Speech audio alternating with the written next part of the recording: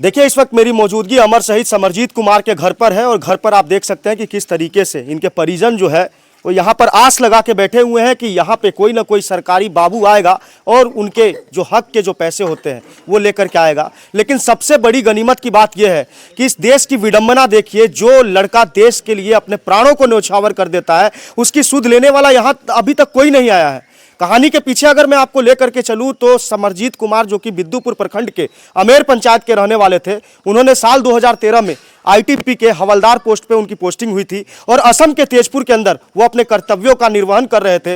लेकिन अचानक से किसी हादसे का शिकार होने के बाद में वो अस्पताल में भर्ती होते हैं और वहां पर वो दम तोड़ देते हैं, मतलब कि वो देश के लिए अपने प्राणों को न्यौछावर कर देते हैं। लेकिन खेल तो जब शुरू होता है जब उनकी बॉडी असम के तेजपुर से कलकत्ता होते हुए पटना एयरपोर्ट पे आती है और लोगों को ये उम्मीद होती है कि एक शहीद के साथ में जो राजकीय सम्मान मिलता है उनके बॉडी को रिसीव करने के लिए बिहार सरकार की तरफ से कोई बड़ा नेता या बड़ा अधिकारी तो जरूरी पहुंचेगा। लेकिन ऐसा बिल्कुल भी नहीं हुआ, क्योंकि बिहार सरकार के नेताओं के पास में इतना भी समय नहीं था। इवन समय की तो बात छोड़ दीजिए, हो सकता है कि उनको पता भी नहीं होगा कि बिहार का कोई एक जाबाज लड़का देश के लिए शहादत दे चुका है। वहां पर बात खत्म हुई। उसके बाद में जैसे उनकी बॉडी को लेकर के आया जाता है, पूरे राजकीय सम्मान के साथ में जो उनकी बटालियन होती है उन्हें गार्ड ऑफ ऑनर देती है और उसके अलावा तिरंगे में लिपटा हुआ उनका शव उनके घर पे आता है और घर पे उनके शव को लेकर के आते हैं यहाँ के स्थानीय लोग, यहाँ के स्थानीय युवा। क्योंकि एक प्रखंड, एक जिले के लिए एक सम्मान की बात थी कि उनके जिले का कोई लड़का देश के लिए अपने प्राणों को न्यौछावर कर रहा था। लेकिन फिर उसके बाद में जैसे ही उनका अंतिम संस्कार होता है तो यह भी उम्मीद लगाई जा रही थी कि जिलाधिकारी यानी कलेक्टर जरूर यहाँ पे पहुंचेगी और परिजनों को सांत्वना देगी और उनके बेहतर भविष्य के लिए जो अपने पीछे ये छोटे छोटे बच्चे जो छोड़ करके गए समरजीत कुमार, ये देख सकते हैं 5 साल की गुड़िया है और एक लड़का इनका जो लगभग 1.5-2 साल का है, जो ठीक ढंग से इसे पता भी नहीं होगा कि इसके पापा अब इस दुनिया में नहीं रहे, वो देश के लिए शहीद हो चुके हैं। उनकी सांत्वना बढ़ाने के लिए यहाँ के जिला अधिकारी तो आएंगे ही, लेकिन प्रशासनिक अधिकारियों के पास में तो तालमेल बैठाने का ही समय नहीं था। उनको शायद ये भी नहीं पता, एक फेसबुक पोस्ट भी, एक सोशल मीडिया का पोस्ट भी डिस्ट्रिक्ट एडमिनिस्ट्रेशन की तरफ से नहीं आता है कि हमारे जिले के लिए इस तरीके की दुखद घटना हुई है, हमारे जिले के लोग जो है शहीद हुए। इस तरीके की कोई बात सोशल मीडिया के प्लेटफॉर्म से भी नहीं आती है।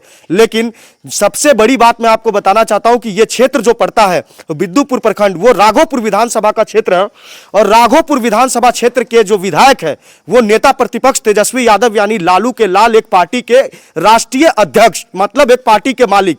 और दूसरे जिस संसदीय क्षेत्र में यह गांव पड़ता है वो चिराग पासवान यानी लोक जनशक्ति पार्टी रामविलास के मुखिया, यानी वो भी एक पार्टी के मालिक, केंद्र के अंदर मंत्री है। उनके पास में भी समय नहीं। और दोनों कहां हैं? तस्वीरों में आप देख सकते हैं। एक अपने बेटे का बर्थडे का केक काट रहे हैं गाजियाबाद के अंदर और जितने भी नेता है वो गाजियाबाद में जाकर के सलामी ठोकने गए हैं। और दूसरे जो नेता है, जो यहाँ के सांसद और मंत्री है चिराग पासवान, वो नए मुखिया जो बिहार के बने हैं सम्राट चौधरी, उनके द्वारा दावत दिया गया था। उस दावत के अंदर भोजन का लुत्फ उठाते हुए, ठहाके मारते हुए खाना खा रहे थे और तस्वीरें आती है उनकी सोशल मीडिया पे कि किस तरीके से वो नए मुख्यमंत्री के साथ तालमेल और सामंजस्य बैठा रहे थे। बड़े शर्म की बात है कि यहां की जनता ने दोनों में से किसी ना किसी को तो वोट दिया ही होगा।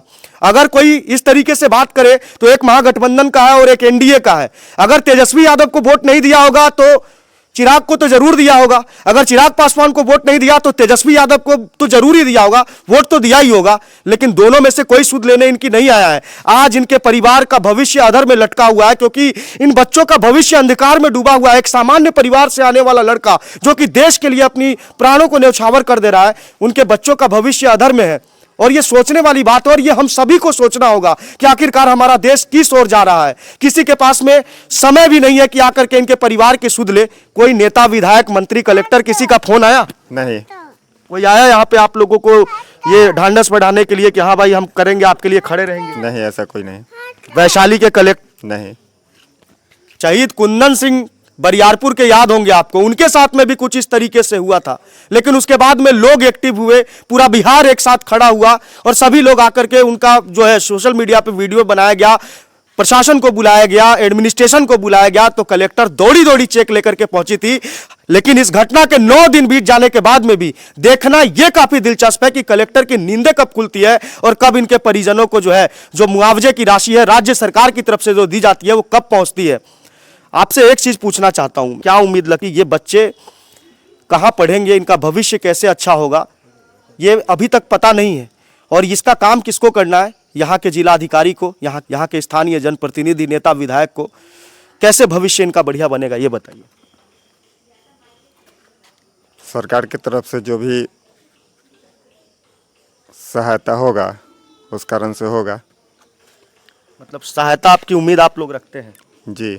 लेकिन मुझे तो नहीं लगता है कि इस तरीके से 10 दिन बीत जाने के बाद में भी अभी तक कोई नहीं आया है। आपको उम्मीद है? अभी तो लगता है कोई उम्मीद ही खत्म हो गया। कोई 9 दिन गुजर गया है लेकिन अभी तक कोई नहीं आया है। इसके पीछे क्या कारण हो सकता है नहीं आने का? आप लोगों को होगा कुछ अंदर से, मुझे तो ऐसा कुछ नहीं लग रहा है। लेकिन उम्मीद है। उम्मीद है। हम वीडियो के माध्यम से आप सभी लोगों से ये गुहार लगाना चाहते हैं कि कम से कम, वीडियो तो वो सभी लोग देख रहे होंगे जो इस क्षेत्र से रिलेटेड है, इस घटना से संबंधित है, लेकिन 9 दिन बीत जाने के बाद में भी। और एक चीज़ और बताना चाहता हूं कि समरजीत कुमार, जिनकी मृत्यु किस दिन हुई, जिस दिन उनकी शादी की 7वीं सालगिरह थी, अपने शादी की सालगिरह के दिन ही उनका देहांत हो गया। लेकिन ये तमाम चीज़ें हो जाने के बाद में भी अभी तक कोई सूद लेने वाला नहीं आया है। ये सोचने वाला विषय है और ज़्यादा विशेष मैं कुछ नहीं कहूँगा। एक तरीके से मैं इनकी आवाज़ उठाने आया हूँ। उनके परिजनों के साथ हम लोग हैं और इनको उचित मुआवजा मिलना चाहिए। इनके बच्चों के बेहतर भविष्य के लिए सरकार कोई अच्छे स्कूल में इनका दाखिला कराए। इनके परिवार में से किसी को एक को नौकरी मिलनी चाहिए ताकि उस नौकरी से कमाए गए पैसे से इन बच्चों का बेहतर भविष्य बनाया जा सके। और ज़्यादा कुछ नहीं कहूँगा। देशमत न्यूज़ के लिए मैं अभिजीत शर्मा, बहुत बहुत धन्यवाद।